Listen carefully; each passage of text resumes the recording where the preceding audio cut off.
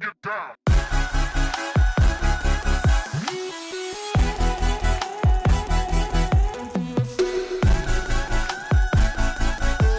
What's up, Freedom Church?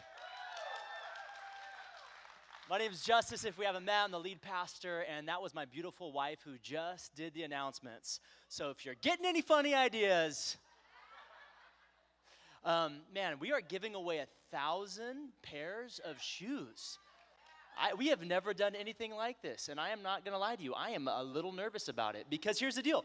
We're probably going to wind up giving away a lot more than 1,000 pairs of shoes because think about it. There might be like 100 kids who need size 4. You know what I mean? So we have to buy. It's not like how normally we give away backpacks every year where it'll be the same kind of thing where you can come in, get your shoes, kind of no strings attached. You don't have to stay for service, even though who in here knows the atmosphere is going to be so welcoming that a lot of people are going to want to stay for service that day. Who in here believes a lot of people are going to give their hearts to Jesus that day? Absolutely.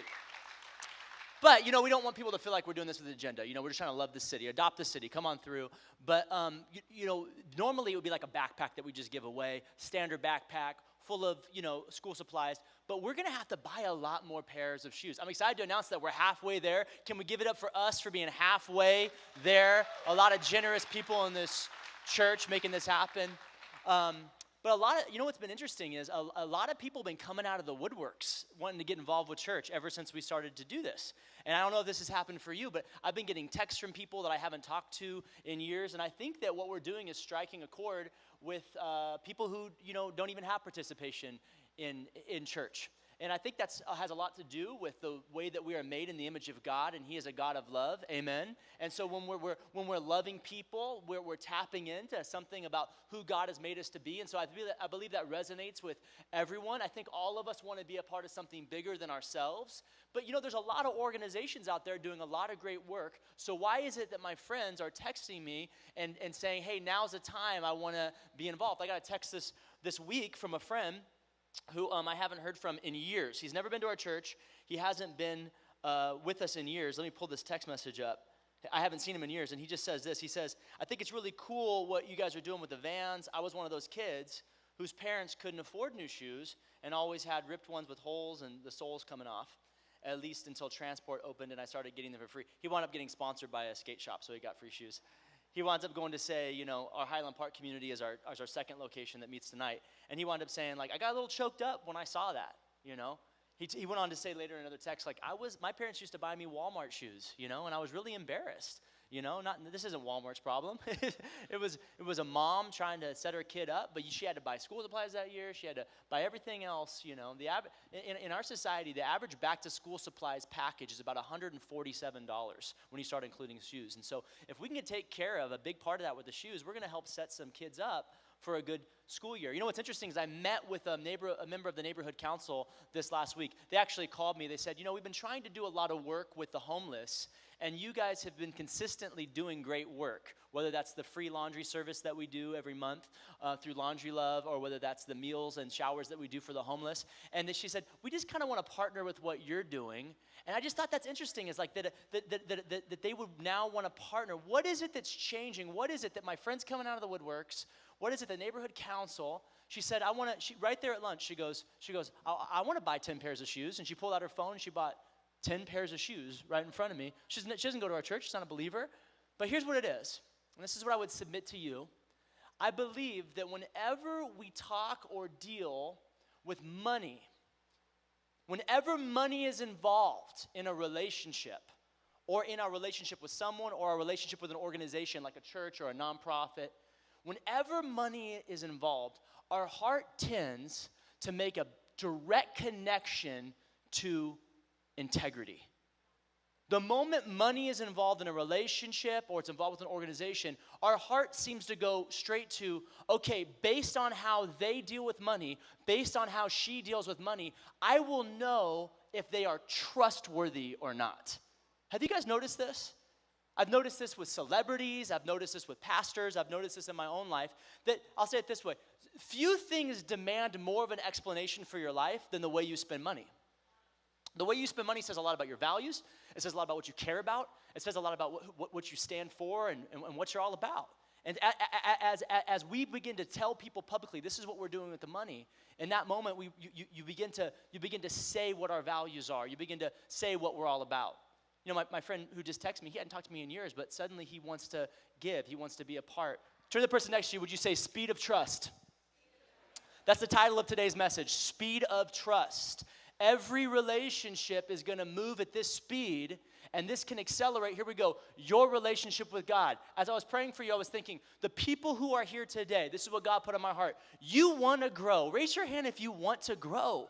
Raise your hand if you're here because you want to know God better. Raise your hand if you know that there's more to a relationship with God on the other side of your faith. And here's the deal. Trust is going to be the gateway to that. You're going to move at the speed of trust with God. The more you can trust God, the more you'll find out, come on, about how good he is, and your faith is going to change. And money is one of those ways that we can either worship money or we can worship God with our money. I want to talk today. That was good. Someone needs to write that down. You could either worship money or you can worship God with your money. Money's neutral. It's a tool. And I want to talk about 3 different ways. Money might be a way you can build trust with God. Okay, let's look at Luke chapter 20. I love this story about the Pharisees. They were having this issue with Jesus. They were thinking, is this guy legit or not? So here's what we're going to do. We're going to find out what he does with money. Is Jesus legit or not? He's kind of controversial. The religious, we're gonna send some people. We're gonna find out how, because based on what Jesus does with his money, then we're gonna know a little bit more if he's trustworthy or not. Verse 20, keeping a close watch on him, they sent spies who pretended to be sincere. They hoped to catch Jesus in something he said, so they might hand him over the power and authority of the governor. So the spies questioned him, Teacher, we know that you speak and teach of what is right and that you do not show partiality, but teach the way of God in accordance with the truth. Is it right for us to pay taxes to Caesar or not? He saw through their duplicity, and he said to them, show me a denarius. Whose image and inscription are on it? Caesar's, they replied. He said to them, then give back to Caesar's what is Caesar's, and to God's what is God's. And they were unable to trap him in what he said there in public, and astonished by his answer, they became silent. The Pharisees were like, we can't figure out this guy Jesus because he seems to be so counter to our way of doing things. We don't know if we can trust him or not. He talks about the love of God, but there's things that he does that we're going to send some spies to go check on how he handles the finances because that's going to say if he's trustworthy or not. Are you guys with me right now? I remember when I first got saved, I was like 20 years old. I went straight to Bible college. I went straight to Bible college because I knew that what God told me to do, but I also did not become a saint overnight. If any of you got saved and became a saint the next day in 24 hours, you're faking it, okay? We're in a thing called sanctification. Come on, we're justified by Jesus, but we're being sanctified. Turn to the person next to you and say, you're in a process, I'm in a process. I went to Bible college. I don't want you to think that I was like, Mr. Altar Boy, right away, okay? I had some stuff I had to work out. In fact, I got saved like just a few weeks before my 21st birthday. I don't know what you did on your 21st birthday, but that's kind of a rite of passage where I come from in the San Fernando Valley in the great 818. Come on. I was like, we're not too far from Las Vegas. And my friends are like, hey, we're going to Vegas. I'm like, guys, I'm not drinking anymore. I'm not doing that stuff anymore. I'm saved. But you're like, you're 21. You don't got to drink. Just go to Vegas. You know what I mean? And I'm like, oh, man, but if I go, I'm 21. I can finally gamble. I kind of want to gamble. So I went to my Bible college dorm. I got out my study Bible. I began to look for the scriptures, for wisdom, for direction, for guidance from the Most High. I began to look. And I said, Lord, I need you to give me an answer about if it's okay to gamble or not. Have you ever done one of these? God, I need you to tell me if it's okay. If it's okay, right? Bam. And I land on Luke chapter 20. Give to Caesar's what is Caesar's. I said, we're going to Caesar's Palace, baby. Let's go. 21st birthday, lost all my money, overdrafted on the way out, turned around. I'm just going to go back to Buffalo Wild Bills and just try to, some of you guys know about that story. My point is that the way we handle money has a lot to do with a key concept called stewardship. When Jesus becomes Lord of our life, no longer is what we have belong to us. It belongs to him. There's a completely different philosophy, perspective. There's a completely different vantage point than this is all mine and I give to God versus everything I have belongs to him and I handle things appropriately according to what he thinks I should. That's a completely different thing. What I have belongs to God is a different posture. Now we're looking at what God has given us. I mean, I want to talk to you guys today about being a trustworthy person. Character is who you are when nobody but God is watching. That's what character is. And what better way than Amazon Prime to know if you're, no, I'm just kidding. Who in here spent, who, come on, Amazon Prime Day, any takers? Come on, that's good stewardship. High five the person next to you. You're a good steward. You're a good steward.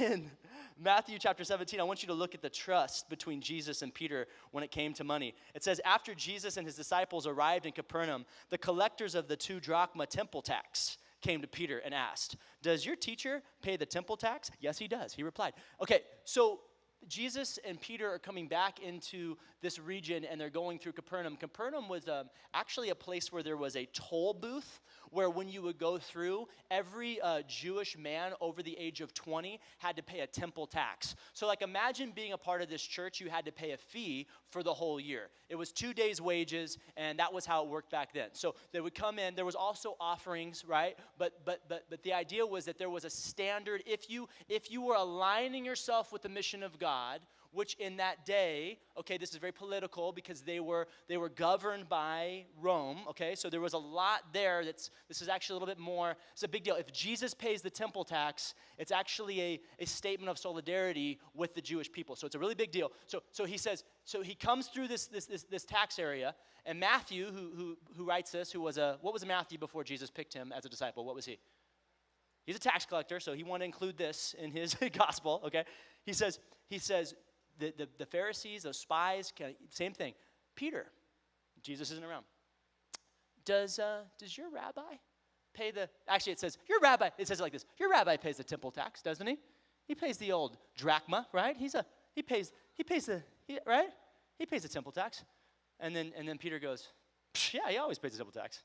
Never seen him miss a temple tax. Man, he pays temple tax every temple tax chance he gets. He's crazy about temple tax, man. Then he goes to Jesus. Hey, Jesus, do we pay temple tax? I love the speed of trust. Turn to the person next to you. Speed of trust. Say it. I love the speed of trust. Jesus' character is in question by the Pharisees, okay? Based on money again, right? They're wondering, and they say, well, does Jesus pay the temple tax? And Peter immediately goes straight to, of course he does. Of course he's trustworthy. Of course you can trust Jesus. You guys see what I'm saying? Then Peter walks through the door. Jesus interrupts him before he says anything. When Peter came into the house, Jesus was the first to speak. He says, what do you think, Simon? To whom do the kings of the earth collect duties and taxes? From their own children or from others? From others, Peter answered. Then the children are exempt, Jesus said to him. But so that we may not cause offense, go to the lake, throw out your line. This is so weird. Take the first fish you catch, open its mouth, you will find a 4 drachma coin. Take it and give it to them to pay your tax into my tax. Peter hadn't paid his taxes. You guys catch that? I just realized that right now. Jesus is like, I would give you money to go pay my tax, but you haven't paid yours, so you need to go fishing. You're going to catch a little fish. Inside the mouth of the fish is going to be a coin, and that's how you have to work for the money to pay your own tax. That's kind of bizarre. But what's happening here is there's a speed of trust where the moment Jesus' character is questioned, Peter goes, oh yeah, when it comes to money, you can trust him. He walks in and he goes, Jesus, I was thinking about it. And Jesus goes, I already know where you're going with this. Why would the Son of God pay taxes? That doesn't make sense. Kings don't tax their own sons. So why would I pay a temple tax for my father's house? That doesn't make us, but so that what? What does he say? Did you guys catch that? What's the reason that Jesus tells him to pay taxes and to pay the tithe or the temple tax? Why does he tell him to do that? Even though Jesus is the first one to say, I'm kind of off the hook, I'm kind of the Son of God. Why? Why does he do it? So that you may not what? Offend others. That you may not cause offense. See, Jesus understands that the way we spend our money may demand more of an explanation than anything else that we do. Are you picking up what I'm laying down this morning? Jesus says, I don't have to pay this, But I'm not working, it's not about rights, it's about opportunity. I have the opportunity to show people that even though I don't have to, I'm going to because I'm on the team. I'm for this cause called the people of God. I am generous because I'm a team. Are you guys with me? He didn't have to pay it, but he saw it as an opportunity to pay it, to make a statement. And in that moment, he built trust with the haters and with the ones that were. See, the moment suspicion taints your perspective of somebody, it taints your relationship, the moment you lose confidence in them, right? The moment you're like, I don't know about that guy, the moment you don't have a confidence anymore, right? This is what, okay, so there's a book called Speed of Trust by Stephen Covey. He wrote a lot of great books. And in this book, he talks about the 5 stages or phases of the speed of trust. And the first one is about building trust with yourself, personal integrity. Because here's the thing. If I were to ask for a show of hands, when it comes to relationships, many of you might say, I have trust issues, right?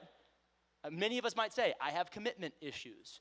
And it's probably because, if you're willing to admit it, somebody has let you down, they've not met your expectations, they've stabbed you in the back, they've done you dirty. In fact, if you've been a victim of any of those things, just raise your hand real quick. Anybody done you dirty? Real quick? Yeah, you know what I'm talking about. You know what I'm talking about? So and then that kind of rolls over into your next relationship, right? That kind of rolls into your next. Maybe you were a part of a church. I had a friend email me this week. He said, I was a part of a church that spent the money all crazy, and they got in a bunch of trouble. And my parents didn't go to church for years. And now they're back in church, and they're tithing and they're giving because they see the transparency in which our church leads, and they have a confidence that where the money is going is where the money is going. And I loved that because we work so hard to make sure that you understand this, because this is really important. You work really hard throughout the week, and you take that tithe check and you give that here, or you drop that off, or you text that in. And I want you to know that, hey, we're not using money for shoes to get out of debt. Can I brag for a second? Our church is debt-free. We don't have any debt as a church. We got money. We have no debt. We have money in reserves, and we have money set aside to buy a building one day. Turn to the person next to you, let them know. Money in the bank, shoddy what you drank. Let them know. So when you give towards shoes, this is going towards shoes. Do you know how much money those shoes cost? $34.99. We just ordered them, right? Now, the more money that comes in, the more money we can spend on a billboard or door hangers or these other, making the event, giving out popsicles or raffles that day, okay? But at the end of the day, I want this to be very clear. We need the world to trust what we're doing here. We need the world to look at you. The number one thing that blows my friends' minds is the way that I give and the way that I tithe. That's what blows all my friends' minds. Like, what do you mean you give 10%? What do you mean? That's insane. And that says, the way you spend your money says, Jesus says this way, where your heart goes, he says this. Jesus says, where your money goes, your heart will follow. Remember when he said that? He says, what you give to, you start to care about, right?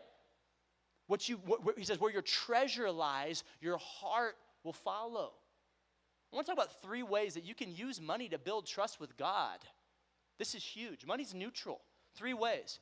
But when you build trust with God, remember, for those of you who have commitment issues or trust issues, really what you probably need to start with is building trust with yourself. With yourself. The speed of trust is always going to start with you, because I think we believe that God's trustworthy. He's got nothing to work on. What do you think? I don't know about you, but God's been faithful to me every time I've ever needed him. Anybody else? Jesus has been the same yesterday, today, and forever as long as I've known him. Anybody else? Jesus is a rock in which I can stand. Anybody else? Jesus is a strong tower in which I can run to. Anybody else? Jesus is a warrior who fights on my behalf. Anybody else? Jesus is a good God. I don't have trust issues with God. But what I've done, and maybe this is you, is I have let myself down enough times that it's developed trust issues with myself. Let me give you 3 ways that you can just develop trust, maybe that first phase of the speed of trust, with yourself. First of all, start with a picture of what your relationship with God, you want it to look like. I know this sounds super spiritual, okay?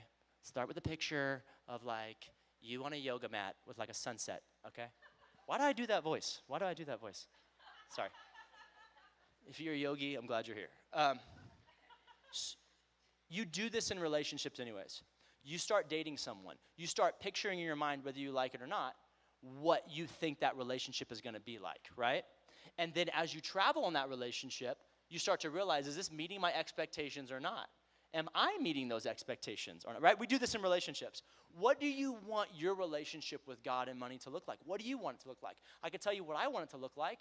I don't want to have debt in my life, and I want to be in a position where God can trust me to be trustworthy. I want God to see me as trustworthy so I can help and serve other people.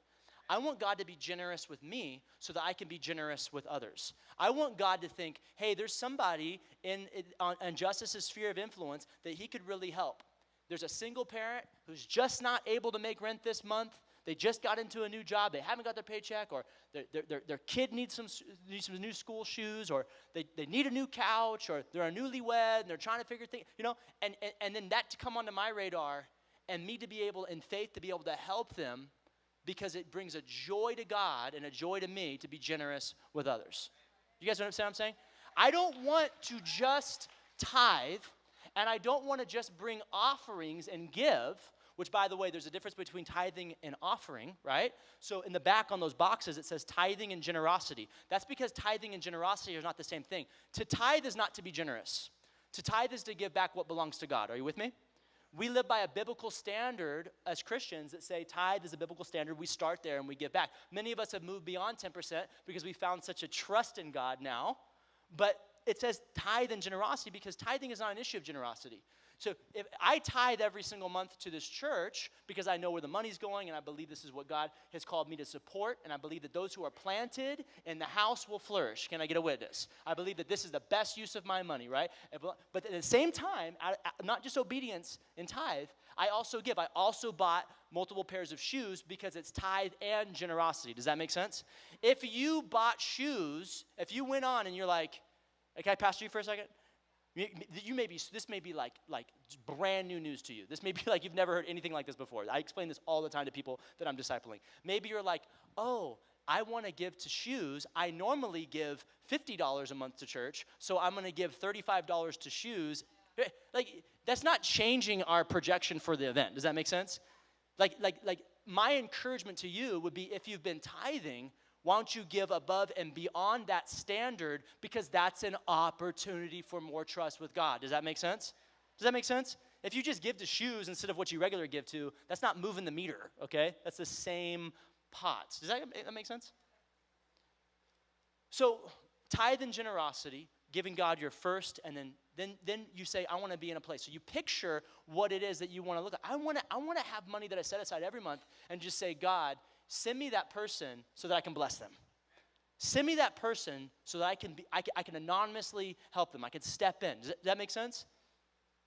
We do this with our relationships. I remember when I was first married to Maria. It was our first year of being married, okay? Maria was not my first girlfriend. I had a girlfriend before her many years ago. I don't even remember what she looks like. But somehow deep in the recesses of my brain, we got in one of our big arguments. We're fighting. And I talk about these all the time to make you feel better. We're fighting, and she wasn't listening to me, and guys, you know how that is. And I was like, Maria, listen. But I didn't say Maria. I said the ex-girlfriend's name. No thumbs down necessary. Thank you very much. Wow, this isn't America's Got Talent. Calm down. And she goes, what did you just say? And I made up some word that rhymed with the name. And I was like, I said blah, blah, blah, blah, blah. She's like, okay. And I was like, on that note, and I left, and I went to it was at work, and I went to my office. And I went to my office, and I was like, dude, I have a decision to make right now, because this is the first year of marriage. And so far, I haven't lied to her. I haven't lied to her yet, right? Do I want a relationship of trust? Do I want a relationship where that when I say something, she knows that she doesn't have to second? Do I want to have intimacy with my wife? Because the less trust you have, the less intimacy you have, right? What kind of relationship am I picturing in my mind? And I was convicted in that moment because I was like, this is a crossroads, because I could get away with this right now. And I put my big boy pants on. I walked back over to her office, and I was just like, hey, you were right, I did say what's-her-face's name, and I'm sorry, and I don't know where that came from. And you know what? Dealing with that wasn't easy. But what would have happened if I hadn't addressed that right away? Now suddenly the trust would have begun to erode. And it wouldn't have eroded just on her end. It would have eroded in my own personal integrity because I would have become a person that I can't trust. Are you a person that you can trust? That's the big question. If you were God, would you trust you with more finances based on your track record? If you were God, would you trust you more? This isn't rocket science. There's a God who loves you and he wants you to thrive. He wants you to grow. He wants to partner with you in his kingdom purpose. Come on. He wants to bring heaven to earth and use you in that way. You got to have real talk with yourself and begin to maybe build some more trust with yourself. So number one, start with a picture of what your relationship with God and money wants to look like. Because I'll tell you what, at the end of the year, I want to look at my wife and have been more generous this year than I was last year. That's my goal. But maybe for you, it's getting out of debt. So one of the things we say around here at the church is think steps, not leaps. Number one, have a picture of what you want your relationship with God to look like. It requires finances and trust. But number two, think steps, not leap. Make a commitment, but don't make the commitment to God. You heard me right. You don't need to make a commitment to God. Guess who already knows if you're going to come through on your commitment or not when you make one to God? Spoiler alert, the Lord, okay? The Ancient of Days knows. The Alpha and the Omega knows if you're coming through. Just make a commitment to yourself. Maybe talk about it with your girlfriend or your spouse or your friend. Like, I am gonna give my first of my income to freedom every month. I'm gonna set up a recurring gift so it's automatic, right? That's how most of us do it because all of us understand that we're just human and every month looks different financially. We all live in LA.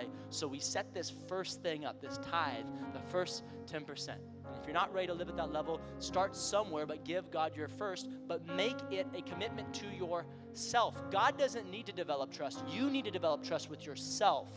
And you are going to feel stronger. You're going to feel free. You're going to feel like you're taking some ground. I would encourage you, and this every time I say this, people push back on this, but I can only tell you my own story. When I was in debt, I still tithed because I don't want to live by the principles of the kingdom of man. I want to live by the principles of the kingdom of God.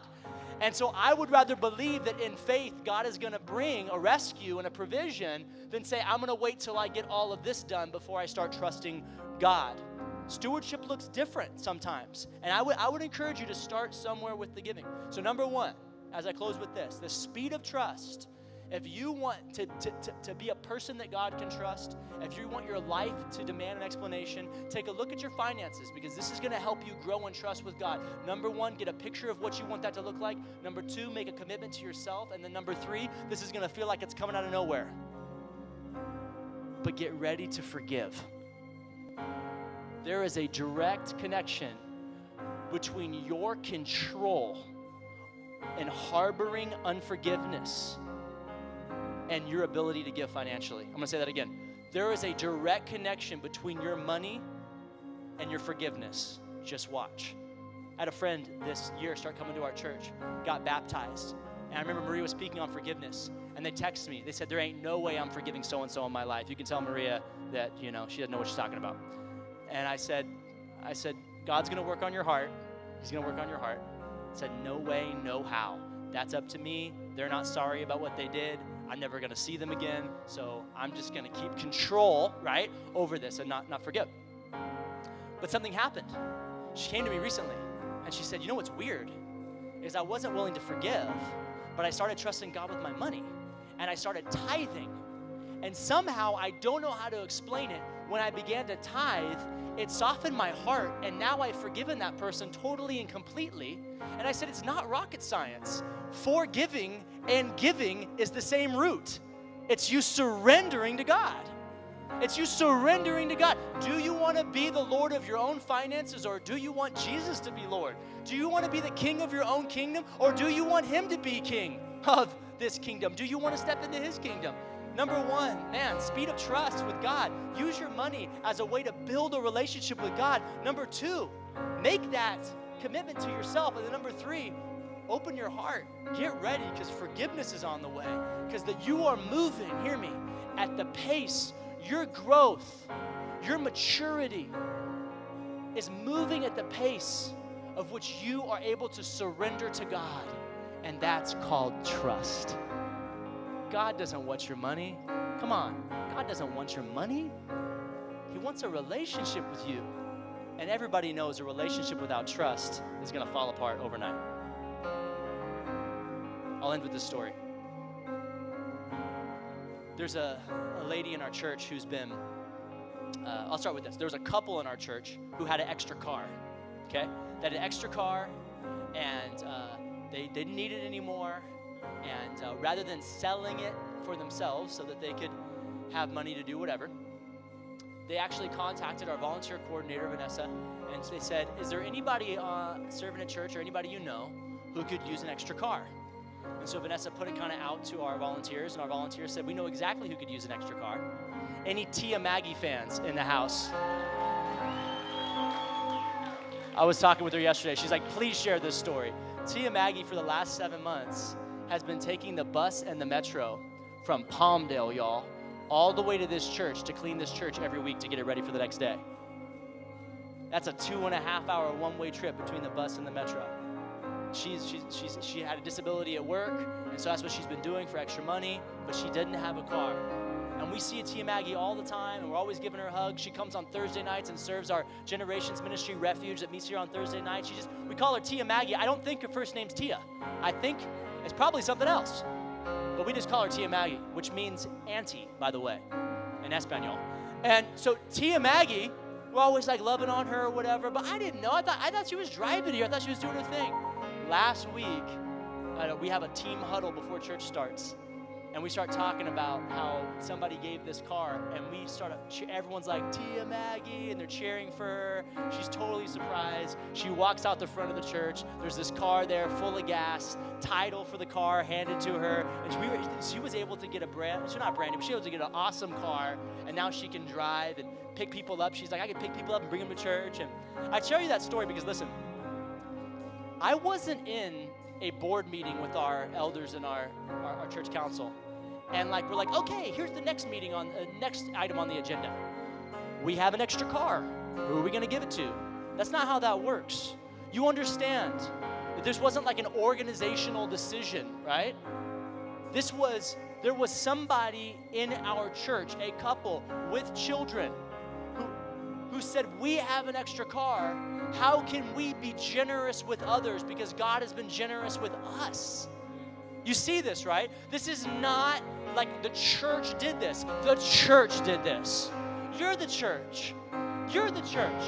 And when you step out in faith and you live generously or sacrificially, when you step out in faith and spend your money on things that demand an explanation, when you declare what's important to you, what you're saying is, God has changed my heart in a way because He first gave to me Jesus. He gave me Jesus, no strings attached, whether I would repent or not of my sin. He gave me Jesus despite me not being able to clean myself up and get in. He came to me. He first loved me. While I was still a sinner, He gave me Jesus. When you step out and live like that, you are glorifying God, you're bringing worship to God, and you're demanding an explanation for all of those around you who need to know about the generosity of our God. This is not a decision that our organization made. This is a decision that the church made. Will you stand to your feet? I want to encourage you today to in some way build trust with God in some way. In some way. What you do matters. Maybe today you need to text Freedom Church to 77977 and begin to tithe.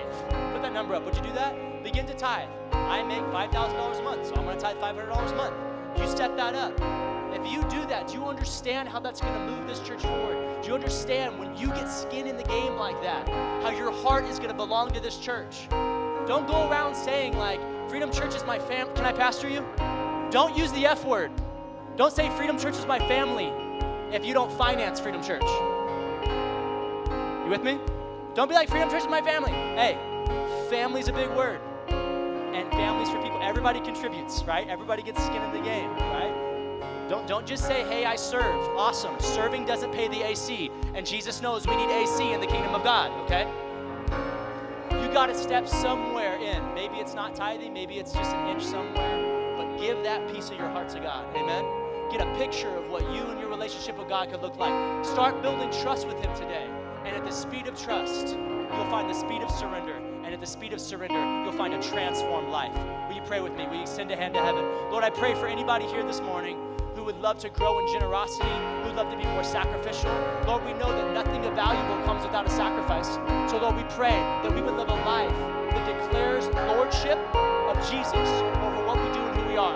That we live a life that tells the world around us that we're not messing around, that we are who we say that we are. We've been redeemed, we've been purchased at a great price, and we're going to live in response to that. Lord, I pray that we be people who forgive, that forgiveness would erupt in this room, that we would release the control we have in relationships and bitterness. And as a result, we be free people, because where the Spirit of the Lord is, there is freedom. Amen. Come on, let's worship the Lord together.